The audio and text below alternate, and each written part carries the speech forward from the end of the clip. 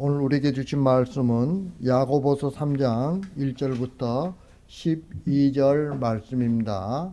제가 가지고 있는 신약성경 373페이지 야고보서 3장 1절부터 12절 말씀입니다. 제가 봉독해 드리겠습니다.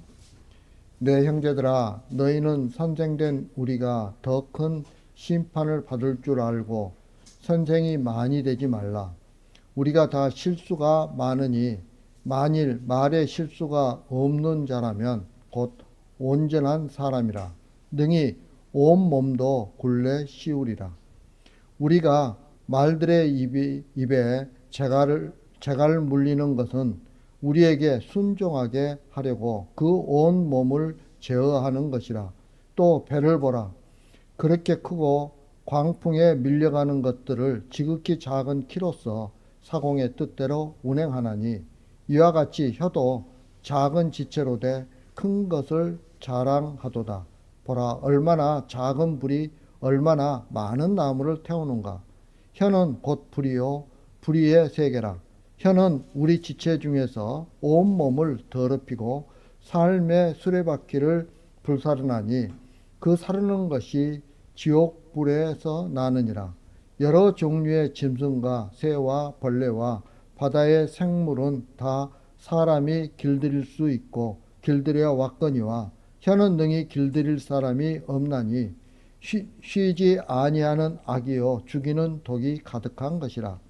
이것으로 우리가 주 아버지를 찬송하고 또 이것으로 하나님의 형상대로 지음을 받은 사람을 저주하나니 한 입에서 찬송과 저주가 나오는도다. 내 형제들아, 이것이 마땅하지 아니하니라. 샘이 한 구멍으로 어찌 단물과 쓴물을 내겠느냐. 형제들아, 어찌 무화과 나무가 감난열변을 포도나무가 무화과를 맺겠느냐. 이와 같이 짠물이 단물을 내지 못하느니라. 아멘. 자, 인생의 방향이란 제목으로 조현정 목사님 나오셔서 말씀 전하겠습니다. 많은 은혜 받으시기 바랍니다.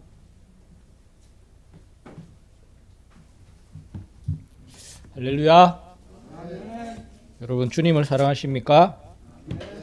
2026년 한 해도 물론 저는 2026년 이번이 첫 번째지만 어쨌든 한 해도 예수님을 사랑하시고 또 예수님으로 말미암아 여러분 가정과 교회와 일터 위에 은혜가 충만하시기를 주님의 이름으로 축복합니다.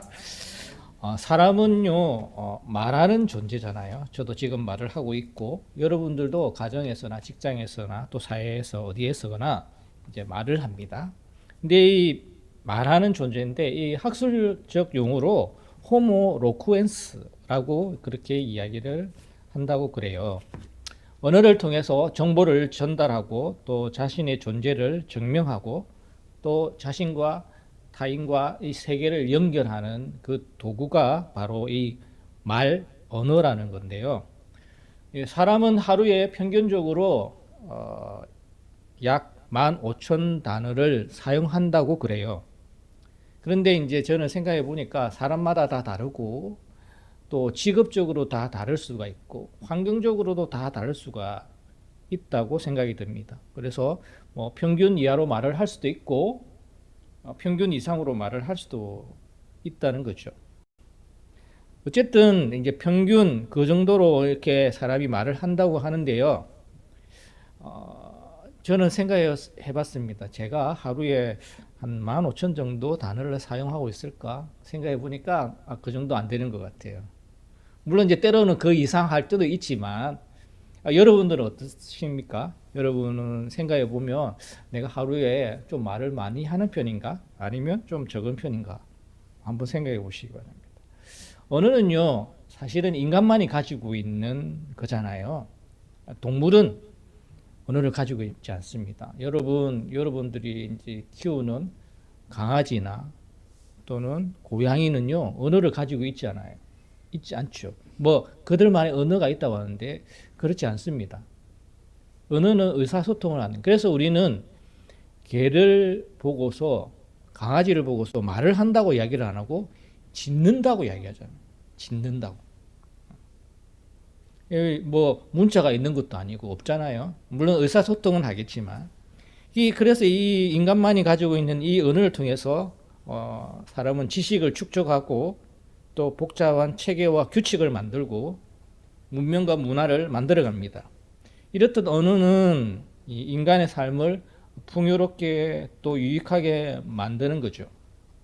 그런데요, 이 만사가 다 그렇지만 좋은 점이 있으면 또 안 좋은 점도 있습니다. 말을 어떻게 사용하느냐에 따라서 유익이 되기도 하고 또 해악을 주기도 합니다. 그런 측면에서 오늘 우리 본문을 한번 보면요. 오늘 본문은 뭐라고 말씀하시냐면, 자, 1절 한번 보십시다. 1절 말씀 같이 한번 읽어볼까요? 시작. 내 형제들아, 너희는 선생된 우리가 더 큰 심판 받을 줄 알고 선생이 많이 되지 말라. 이런 말 들어보셨을 텐데요. 교육은 백년지 대계다. 이런 말 들어보셨잖아요. 그래서 한 번 심어 한 번 거두는 게 곡식이고, 한 번 심어 10번 거두는 게 나무고, 한 번 심어 100번 거둘 수 있는 게 사람이다. 이런 의미입니다. 그렇기 때문에 사람을 키우는 게 그만큼 중요하다. 이런 의미로서 우리가 교육은 백년지 대계다. 이런 말을 사용하는데요. 자, 오늘 본문이 이렇게 쓰여졌을 당시는 AD 1세기 경으로 이렇게 우리가 알고 있습니다. 이 AD 1세기에는 그때 당시에 이 본문의 배경이 되는 사회는 헬라 시대였어요. 그래서 이 헬라 철학과 수사학이 왕성했던 그런 시대였습니다. 그래서 뭐 스토아 학파, 무슨 학파 뭐 이런 것도 많았고요. 그리고 수사학, 이게 이제 말을 통해서 사람을 감동감화시키는 뭐 그런 거죠. 그런 것이 왕성하던 시대였기 때문에 이 철학자나 이 수사학자가 대접받는 시대였죠. 그래서 출세와 명예를 얻을 수 있는 그런 어떤 직업이었습니다. 그래서 사회적으로 또 교회적으로 사람을 키우는 이 선생이라는 직업이 존경을 받고 권위가 있는 그런 직업이었습니다. 그래서 많은 사람들이 이 일을 선호하고 또 선생이 되려고 했습니다. 그런데 그 중에 항상 이 소양과 자질이 부족한 사람이 있을 수 있잖아요. 또는 이 말과 행동이 일치가 되지 않는 그런 사람이 있을 수 있습니다. 그래서 그런 사람이 이제 가르치는 거죠. 잘못 가르치거나 또는 가르침대로 행하지 않으면 이 선생이란 직업이 큰 영향을 끼치니까 오히려 잘못된 길로 인도할 수 있으니 더 큰 심판을 받게 된다. 그런 말씀입니다. 그래서 이렇게 무조건 선생이 되지 말라라는 그 말이 아니고요. 말로 진리를 가르치는 그 일이 그만큼 영향력이 크기 때문에 오늘 본문에서 이렇게 말씀을 하고 있는 겁니다. 말은요, 본래 선한 것입니다. 말은 본래 선한 거죠. 우리가 창세기에 보면 이 아담이 나오잖아요. 아담이 이제 하나님으로부터 고난을 위임받습니다. 그래서 모든 가축과 공중의 새와 들의 모든 짐승에게 이름을 지어 부릅니다. 그 권한을 하나님으로부터 받죠. 그래서 자기가 이름을 지어서 부르는 대로 그 동물과 생물이 다 그렇게 이름이 지어졌어요. 자, 그래서 말은요, 하나님의 질서를 이 땅에 구현하는 그런 도구라는 겁니다. 그리고 피조물과 피조물 사이 서로가 깊은 연합을 이루도록 만드는 그런 도구가 이 언어, 말이라는 거죠. 뿐만 아니라 이 대상의 본질을 꿰뚫어 보고 또 정의하는 그 능력이 있는 게 말이라는 겁니다. 거기에 대해서 또 이제 어떤 의미가 있느냐면요. 이 아담이 하와를 보고 한 제일 처음 말이 무엇입니까? 아담이 하와를 보고 제일 처음 한 말이 내 뼈 중에 뼈요 살 중에 살이다. 이렇게 이야기했습니다. 내 뼈 중에 뼈요 살 중에 살이다. 자, 이 말은 무엇입니까? 자신과 다른 사람을 동일시한다는 의미잖아요. 그 사람과 나가 동일하다. 이게 최고의 찬사죠. 그리고 연합의 언어이고 존재와 존재를 잇는 그런 언어가 말이라는 겁니다. 그래서 아담은 그런 말을, 선한 말을 했습니다. 선한 기능을 가지고 있는 그런 말, 언어를 했던 거죠. 근데 이런 선한 기능을 가진 언어가 바뀌어 버립니다. 변질되기 시작합니다. 타락하기 시작합니다. 어떻게 해요? 의심으로, 왜곡으로, 분열의 언어로 타락을 하는데요. 창세기 3장에 보면 이 뱀이 유혹을 하잖아요. 근데 누구한테 유혹을 합니까? 하와한테 합니다. 근데 하나님의 명령을 직접 들은 사람은 누구입니까? 아담이거든요. 근데 아담에게 유혹을 하지 않고 이상하게 하와에게 유혹을 하는 거죠. 그 하나님의 명령을 간접적으로 전해들은 하와를 유혹합니다. 사실 우리가 생각해 보면요, 직접 들은 사람보다 전해 들은 사람이 정보를 정확하게 기억하기 힘들 수가 있고 또 왜곡할 수 있고 의심하기가 더 쉽습니다. 그래서 우리가 그런 게임 있잖아요. 뭐 이렇게 말 전하기 게임 이런 거 하면 여기 처음에는 이런 말을 했는데 나중에 저 뒤에 가면 다른 말을 하는 거잖아요. 그런 것처럼 이렇게 전해 들으면 사람이 정보를 왜곡하거나 이렇게 잘못된 정보를 입수할 수도 있고 또 의심할 수 있는 그런 거라는 겁니다. 그래서 이제 뱀은 그 점을 노리고 하와에게 접근했던 것 같아요. 뭐 성경에서는 그렇게 말을 하고 있지 않지만 제가 이렇게 성경을 보니까 아마 그런 식으로 느껴집니다. 그리고 의심을 불어넣고 왜곡하는 말을 하죠. 어떻게 합니까? 하나님이 참으로 모든 나무의 열매를 먹지 말라고 하시더냐 이렇게 말을 합니다. 사실 직접 들은 아담에게 이 말을 했으면 아담은 직접 들었기 때문에 바로 방어 기제를 발현을 해가지고 아니야, 그거 아니야, 그런 말 하신 적 없어, 막 이렇게 했을 건데요. 근데 뱀은 어떻게 합니까? 아담이 가장 신뢰하고 사랑하는 이 하와를 유혹의 도구로 삼았습니다. 하나님은 어떻게 말씀하셨어요? 하나님은 각종 나무의 열매는 자유롭게 먹되 이런 말씀하셨어요. 선악과는 먹지 말고 그리고 그 선악과를 먹게 되면 반드시 죽을 것이다 이 말을 하셨어요. 순서적으로 보면 각종 나무의 열매는 먹지 말고 각종 나무의 열매는 자유롭게 먹고 대신에 선악과를 먹지 말고 그리고 그 선악과를 먹으면 반드시 죽을 것이다 이렇게 말씀하셨죠. 그래서 각종 열매로 이 풍성함을 먼저 누리라는 거예요. 그리고 그 중에 선악과는 먹지 말라. 그것은 이 창조주에 대한 경외심을 가져라. 그리고 피조물의 위치를 지켜라. 그런 의미겠죠. 그러니까 너희들이 선을 넘으면 안 돼. 피조물로서의 선을 넘으면 안 돼. 이건 하나님의 영역이야. 뭐 그런 의미에서 이제 선악과를 탁 두신 거죠. 근데 만약에 너희들이 선악과를 먹으면 영적으로, 육적으로 분리되는 죽음을 맞게 될 거야. 이런 의미로 말씀을 하신 거예요. 우리 이 젊은 이 부부들이 아이들을 데리고 자주 가는 곳이 있습니다. 어디를 가냐면 요즘에 키즈 카페를 많이 간다고 그러죠. 왜냐하면 키즈 카페 가면 뭐 몇 시간씩 자유롭게 마음껏 뛰어놀 수 있으니까. 그래서 이제 부모들이 키즈 카페에 가서 여기서 마음껏 놀아 이렇게 이야기를 하죠. 그러면서 예를 들면 이 아이의 키에 맞지 않거나 이 나이에 맞지 않은 예를 들면 뭐 높은 미끄럼틀이라든지 하여튼 높은 곳에서 뛰어내리라든지 이렇게 한다면 부모가 어떻게 합니까? 그 너무 높은 곳에 뛰어내리거나 너무 높은 곳에서 미끄럼 타다 보면 오히려 위험하고 다칠 수 있으니까 여기는 조심해야 돼 하면 안 될 것 같아. 이제 이런 식으로 주의를 주기도 합니다. 자, 부모의 목적은 무엇입니까? 못하게 하는 그 통제의 목적이 있는 것이 아니라 안전하고 풍성하게 노는 것에 부모의 목적이 있는 거예요. 키즈 카페에 데려가는 이유가. 그처럼 하나님이 그렇게 하셨다는 것입니다. 그런데 뱀은 어떻게 합니까? 이 하나님의 의도를 뒤틀어가지고 의미를 뒤틀어서 참으로 모든 나무의 열매를 먹지 말라 하시더냐 이렇게 질문합니다. 이상하게 질문하죠.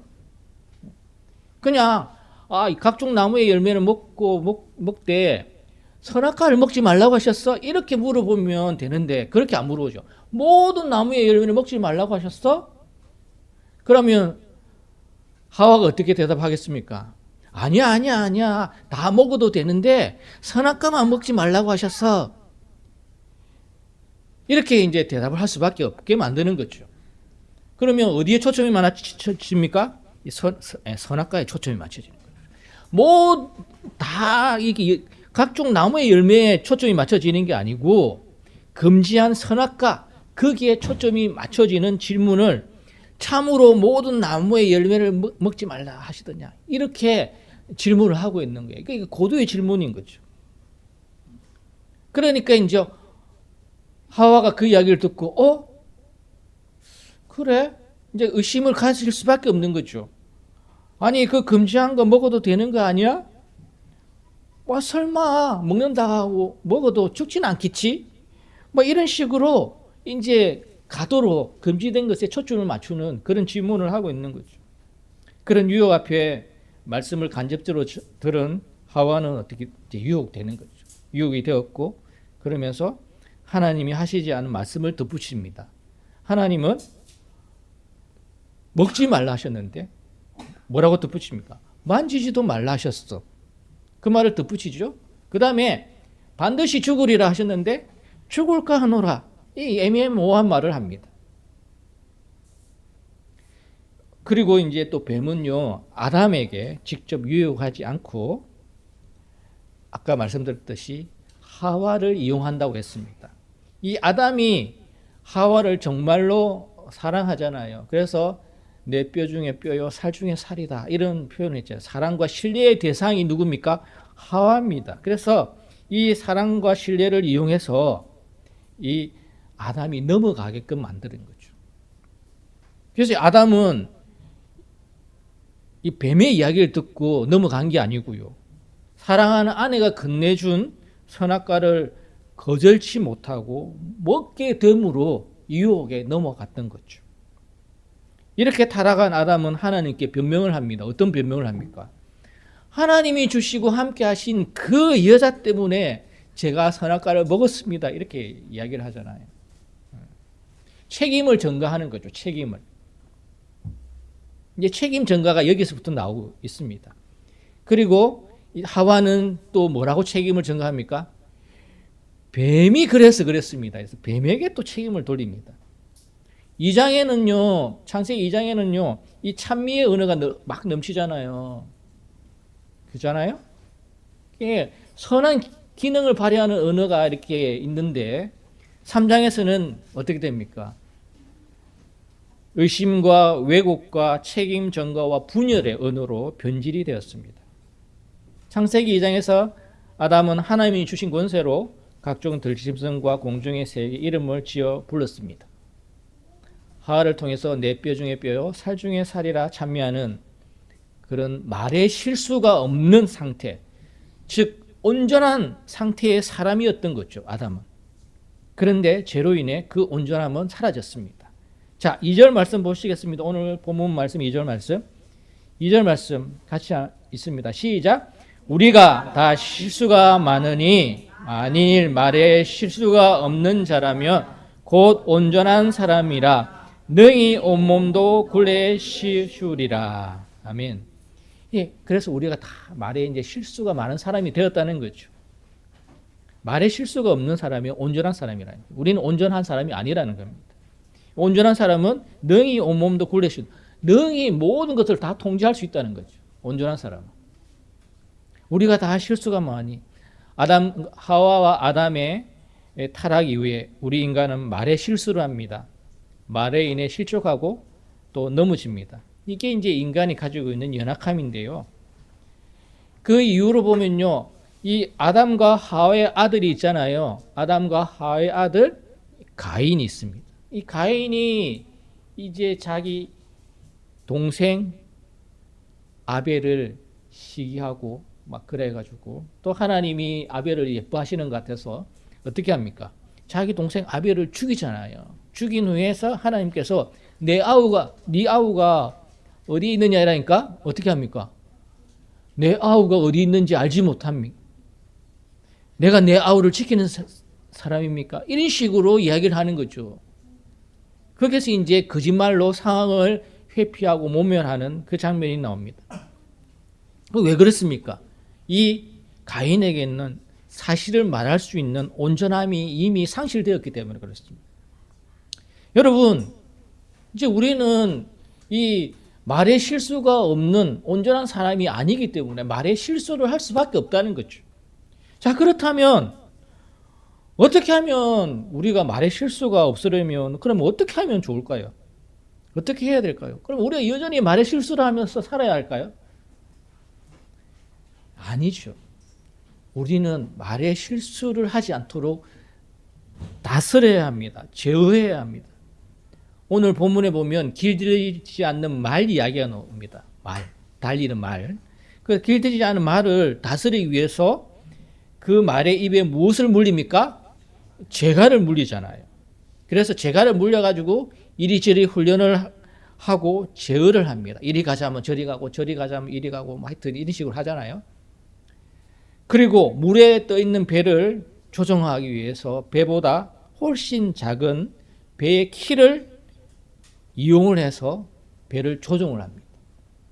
이렇게 작은 것이 큰 영향력을 끼치는데요. 그처럼 우리 몸에 작은 입을 통해 나오는 말도 그렇게 큰 영향을 끼친다고 말씀을 합니다. 5절 말씀 보십시다. 5절 말씀도 같이 한번 읽읍시다. 시작. 이와 같이 혀도 작은 지체로 돼 큰 것을 자랑하려다 보라 얼마나 작은 불이 얼마나 많은 나무를 태우는가. 여러분, 최근에 우리가 몇 년 사이에 있었던 우리 한국 사회에서 일어난 일인데요. 작은 불 하나로 집도 태우고 공장도 태우고 이제 거기에 더해서 산도 태우는 어마어마한 그런 재앙으로 번진 그 사건들을 우리가 알고 있습니다. 작은 불 하나, 그 하나 때문에 집이 불타고 공장이 불타고 산이 불타는 그 어마어마한 일들이 일어난 것을 알고 있습니다. 그처럼 이 한마디 말일지라도 잘못 사용하면 엄청난 영향력을 불러올 수 있다는 그런 의미이죠. 6절 보십시오. 6절에 혀는 곧 불이요 불의의 세계라. 혀는 우리 지체 중에서 온몸을 더럽히고 삶의 수레바퀴를 불사르나니 그 사르는 것이 지옥불에서 나느니라. 열왕기상 1장 2장에 보면요. 다윗 왕이 늙어가지고요. 기력이 없게 됩니다. 그 틈을 타서 그 왕자 중에 이 아도니아라는 왕자가 있습니다. 이 아도니아가 자기 자신을 스스로 높여서 내가 왕이 되리라 이렇게 선포를 하고 병거와 마병과 호위병을 준비를 하죠. 그래서 왕이 되려고 막 그런 절차를 밟습니다. 근데 이거는 합법적이지 않은 거죠. 자기가 그렇게 내가 왕이 되리라, 우리 아버지가 늙었으니 이제 내가 왕이 될 거야, 이런 식으로 해서 이제 막 사람을 모으고 그랬습니다. 그래서 그렇게 권력을 잡으려는 거죠. 이 사실을 어떻게 누가 알게 됩니까? 이 선지자 나단이 알게 됩니다. 그리고 이 이야기를 누구에게? 솔로몬의 어머니 바세바에게 이야기를 해주고요. 그래서 이 바세바가 또 다윗에게 이 사실을 알립니다. 다윗은 이 말을 듣고 어떻게 합니까? 아도니아를 왕으로 세우지 않습니다. 왜 그렇습니까? 이미 역대상 22장에서 하나님이 솔로몬을 탁 정해놓으셨어요. 네 뒤를 이을 왕은 솔로몬이다. 그래서 이제 솔로몬을 이렇게 해서는 안 되겠다 싶어가지고 솔로몬을 왕으로 세우죠. 솔로몬이 왕으로 딱 세워지니까 자기가 왕이 되려고 했는데 왕이 못 됐잖아요. 이제 큰일 난 거죠. 위협을 느꼈습니다. 이러다가 죽을 수도 있겠다 생각이 든 거죠. 그래서 이 아도니아는 죽음을 피하기 위해서 제단 뿔을 잡습니다. 성전에 가서. 제단 뿔을 잡는다는 것은 제단 뿔을 잡으면 죽음을 피할 수 있다는 그런 의미가 담겨져 있거든요. 그래서 솔로몬은 이 아도니아를 죽이지 않습니다. 국가 질서를 흔든 이 아도니아를 죽이지 않고 집으로 돌려보낸 거예요. 그래서 이 아도니아는 어떻게 살아났습니다. 그렇게 일이 끝나는가 싶었는데 이 권력의 이 욕망은 끝이 없잖아요. 끝내 버리지 못하고 이 아도니아는 어떻게 합니까? 다윗이 죽은 후에 다윗을 수종들었던 수냄 여인 아비삭이 있습니다. 마치 이제 거의 뭐 후궁과 비슷한 거죠. 어쨌든 다윗 왕을 수종들었던 여인입니다. 이 여인을 아내로 삼게 해달라고 바세바에게 요청을 해요. 그게 자기가 왕이 되겠다는 이제 여지인 거죠. 왜냐하면 전 왕의 어떤 후궁과 같은 사람을 자기가 아내로 맞이한다는 것은 내가 왕의 자질을 갖고 있어, 내가 왕이 될 사람이야, 이런 의미가 담겨져 있기 때문에 그런 의도로 이제 바세바에게 다윗의 여자였던 이 수냄 여자 아비삭을 아내로 달라고 이야기를 합니다. 본래 왕위는 내 것이었고, 사실은 혈연적으로 순서상으로 보면 이 아도니아가 왕이 될 수는 있어요. 왜냐하면 그 위에 형들이 다 죽고 자기가 이제 첫 번째가 됐거든요. 그래서 왕위는 내 것이었고 내가 양보한 거야. 그렇게 이제 피해자 코스프레를 하면서 내가 진정한 다윗의 후계자야. 그러면서 실추된 자신의 위신을 회복하고 또 세력을 결집하고 그렇게 하려고 이제 아비삭을 아내로 달라고 했습니다. 그리고 이제 밧세바를 앞세우면 솔로몬도 이 밧세바의 요청을 거절하기 힘들 거야. 그런 생각으로 이제 했던 거죠. 내가 왕이 되리라. 이 짧은 한마디가 아도니아를 위험에 빠뜨렸습니다. 수냄 여자 아비삭을 내게 주어 아내를 삼게 하소서. 이 말 한마디가 결국 어떻게 됐습니까? 그를 죽음으로 몰아넣었습니다. 이게 솔로몬은 지혜의 왕이잖아요. 이 아도니아가 어떤 마음을 품고 있는지 알았던 거죠. 그래서 아도니아를 결국 죽입니다. 여러분, 잠언 18장 21절에 죽고 사는 것이 혀의 힘에 달렸나니, 죽고 사는 것이 혀의 힘에 달렸다. 이 말을 어떻게 사용하느냐에 따라서 생명이 되기도 하고 죽음이 된다는 그런 의미입니다. 그래서 오늘 본문에서 혀는 불이고 온몸을 더럽히고 삶의 수레바퀴를 불사른다. 그렇게 이야기하지 않습니까? 물론 이 야고보서 오늘 3장은요. 이 언어의 말의 순기능보다 역기능에 대해서 이야기하고 있는 거예요. 조심해야 된다. 참 아이러니하지 않습니까? 창세 이래 온갖 짐승과 생물을 사람이 다 길들여 왔는데 이 작은 혀를 길들 수가 없는 거예요. 때로는 어떻습니까? 하나님을 찬송하다가 때로는 하나님의 형상대로 지음받은 사람을 저주합니다. 그러니까 이 한 입에서 찬송과 저주가 나오는 거죠. 본문에도 보면 샘물이 있는데요. 이 샘물이 단물이든 쓴물이든 하나만 나온다고 그렇게 말씀하지 않습니까? 단물이 나왔다가 쓴물이 나왔다가 이렇게 샘물이 그렇게 하지 않는다는 거죠. 무화과 나무 보십시오. 무화과 나무는 무화과 열매를 맺지 감람 열매를 맺지 않습니다. 포도나무, 포도 열매를 맺지 무화과 열매를 맺을 수가 없습니다. 이런 것들은 다 이제 일관성이 있다는 거죠. 그런데 사람은요, 한 입에서 단물과 쓴물을 내보내는 그런 이중성을 가지고 있다는 겁니다. 탈무드에 이런 이야기가 있습니다. 임금이 이 시몬이란 광대에게 세상에서 가장 좋은 것을 구해오라고 이렇게 시킵니다.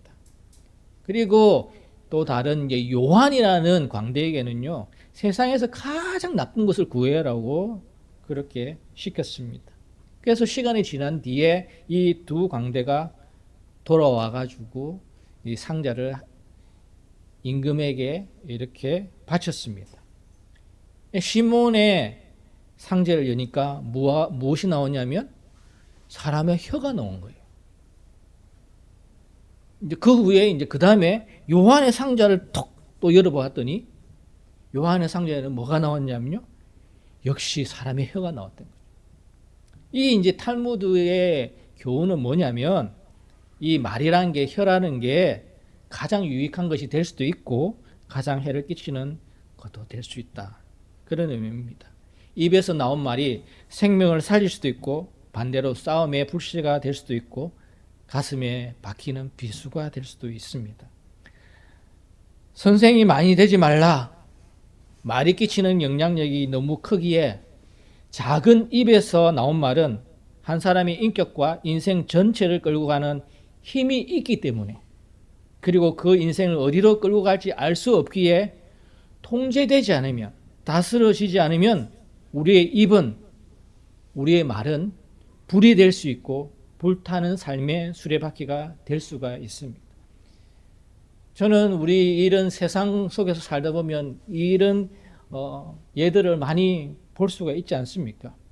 그렇기 때문에 우리의 입, 우리의 혀, 우리의 말을 길들여야 합니다.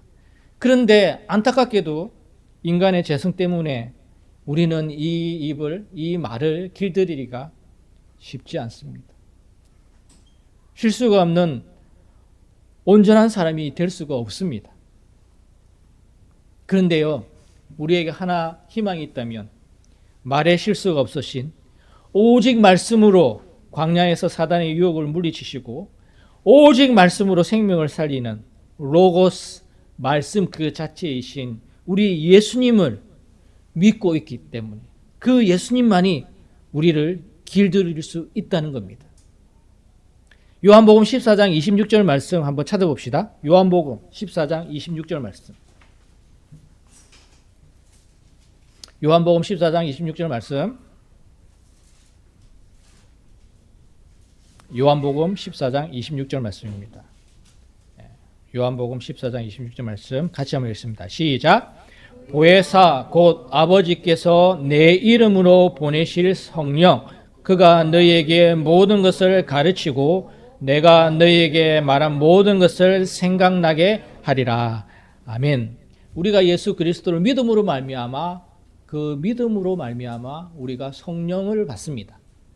그리고 우리 안에는 성령님이 거주하시죠. 내주하시는 성령님이 있습니다. 그 성령님이 우리를 길들일 수 있는 거예요.